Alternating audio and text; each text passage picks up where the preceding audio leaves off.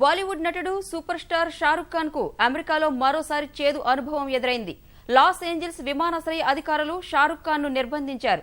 అమెరికాకు రాకూడదంటూ ఆంక్షలు విధించిన వారి జాబితాలో షారుఖ్ ఖాన్ పేరు ఉండటమే ఈ గందరగోళానికి కారణమని తెలుస్తోంది. తాజా నిర్బంధంపై సామాజిక మాధ్యమాల్లో స్పందించిన షారుఖ్ ఆగ్రహం వ్యక్తం చేశాడు.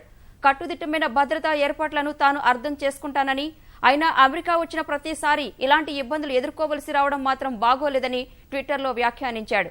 విమానాశ్రయంలో తనకు లభించిన సమయంలో చాలా పోకేమాన్లను పట్టుకునే అవకాశం దక్కిందంటూ షారుఖ్ మరో ట్వీట్ చేశాడు. అమెరికాలో షారుఖ్ ఇలాంటి పరిస్థితి ఎదుర్కోవడం ఇదే తొలిసారి కాదు.